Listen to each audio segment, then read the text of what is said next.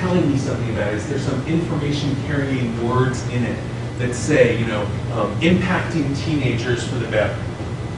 Again, I'm just making that up. So, but thinking about that, all right?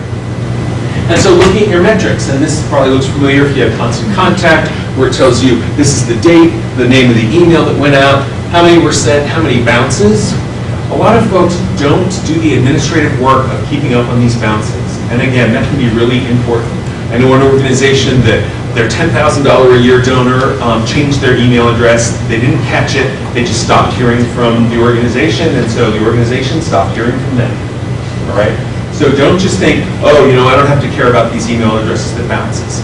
Email addresses don't get better over time. They usually get worse. People change them, they move, they leave jobs, things like that. So if you can have somebody, great job for a volunteer or somebody, by the way, to go into the database, look at these things that bounced, and call them, send them a postcard, say we'd love to continue to keep in touch with you.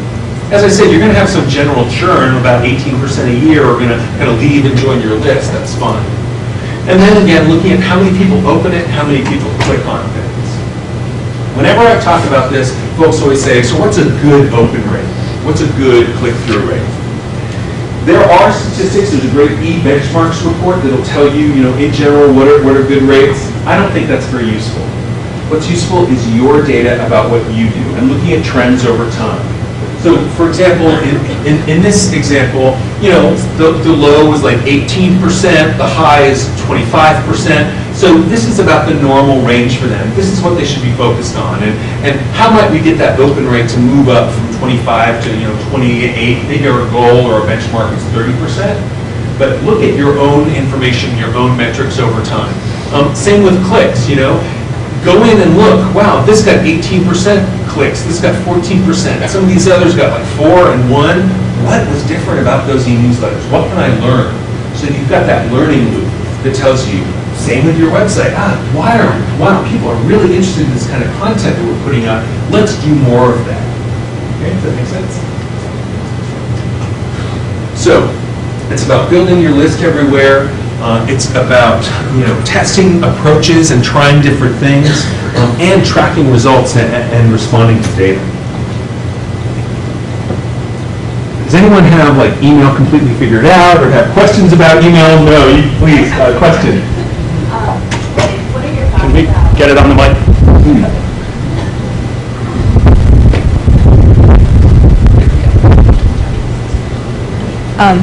Can you hear me? Yes. Right.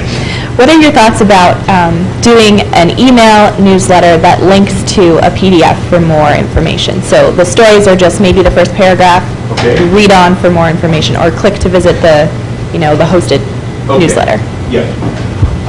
I don't have a problem with having a PDF or downloadable version of your e-newsletter on your website for a couple reasons. One, when I'm new to your organization and I go to sign up for your e-newsletter, I want to go and look at examples of your other ones. Because I want to see, are they 7 pages of text, or are they short and sweet and something that I can really get a handle on?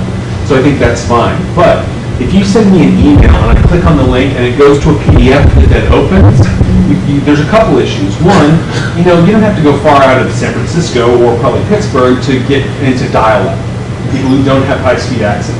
So if I need to go to lunch while your PDF downloads, and I wasn't asked, it just automatically started happening, it jammed up my computer, that's not favorably reflecting on me. Plus, when I click on a link on an email, I expect a web page. Because when I get a web page, I might want to donate. I might want to read more. I might want to volunteer or something like that. Whereas a PDF, I'm boxed in. All I can do is read the PDF. So again, I'm in favor of options. Because whenever you have something like a PDF that's downloadable, it should say, download the PDF and this is how big it is. Is it 2 megabytes or is it 150 kilobytes? So that again, I can say, oh great, do I need to go get coffee or do I need to, drive to Philadelphia and come back, because that's how long it's going to take to download. So I think giving options, and like I said, if you have an annual report or something big and long, link to a page on your website that says, here's our annual report, here's a highlight and a picture, click here to download the PDF. I would also advocate that you allow me to download different sections of it. I don't have to download the 100-page report. Click here to look at our financials, click here to look at, read program stories. read about successes, here's our funders page, things like that. Does that help? Awesome. Anything else? Okay. We have one. Please. Microphone man.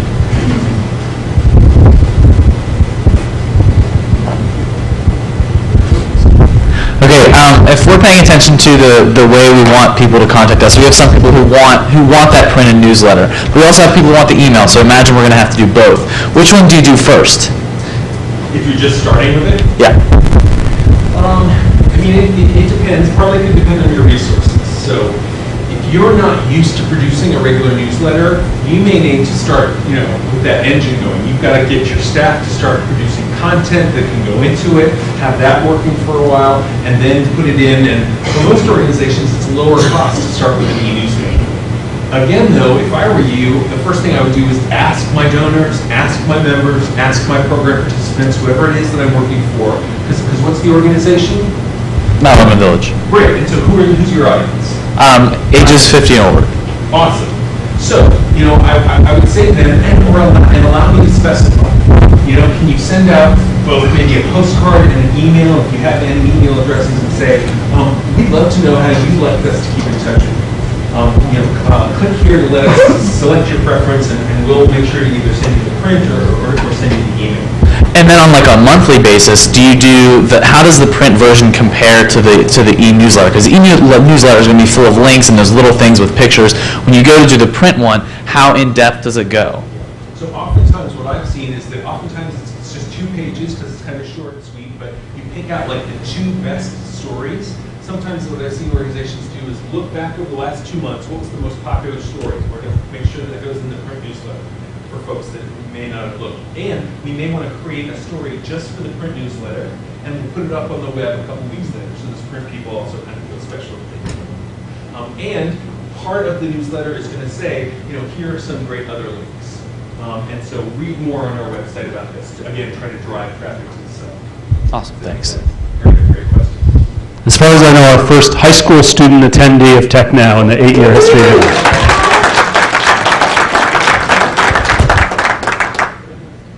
Awesome. So again, what I really want to focus on is that it's this online engagement coordinated approach. You want to be coordinating across these different mediums. And included in this, and again, curse my green font because it doesn't show up. But if on your USB you see this, and then it's got for an event, you've got to save the date, and that's going to go out across on your website, email, Facebook, and maybe a print postcard. Then event registration opens. You're going to let folks know the form's on my website. You're going to spread the word via these mediums. Then 2 weeks or 1 week left, again, driving folks to the website, to the registration form. At the event, grabbing quotes and comments and pictures that you're going to be able to share across all the different mediums. Your website, your email, social media, even into your newsletter. Okay? And so, to just think about, oh, great, how am I going to utilize these different things for this? Okay? Because, it's really all about this. It's about having a conversation and sharing. All right, so I've been a big fan of Jeff Forster for a while, and so I couldn't let this opportunity go by without doing a little homage to Jeff here. Plus, I heard some grumblings after lunch about, I thought he was going to sing and dance, man. What gives? So let's see. Great. I've got my wonderful audio person here. All right. Let's see. So. Yeah, I think that is me. Is it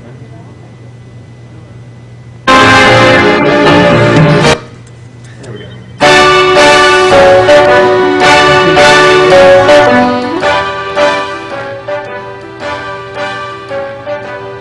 Yeah, can you hear me? All right, great. I got behind. We're gonna have to start again. Sorry. That's it. See, Jeff makes it look so easy. All right. So, can you start that? Can you do it at the back again? There we go.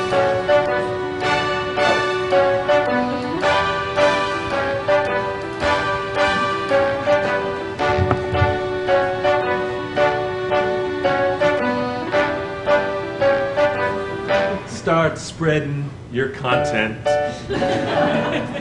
When you leave today, I want you to be on top of it.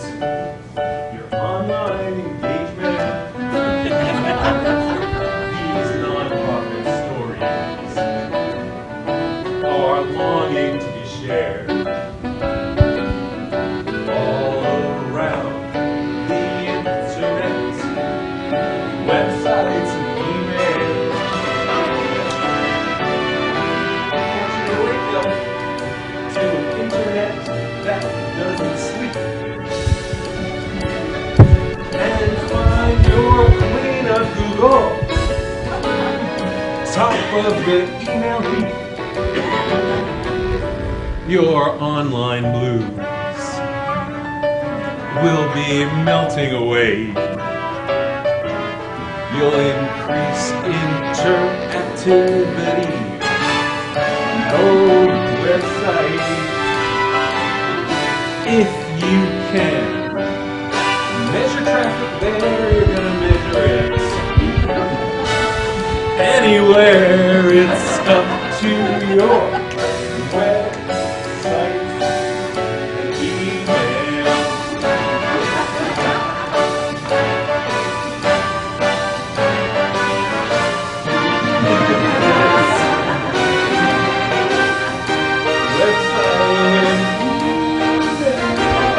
Sing it. Wake up to an internet that goes to find your video viral, top of the newsfeed, every tweet, Google Plus. These social media blues.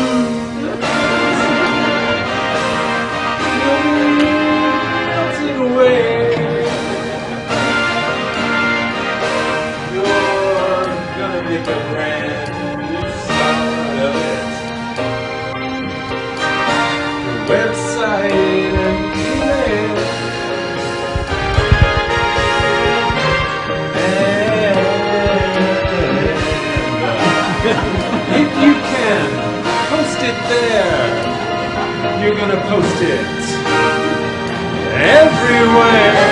It's up to your websites.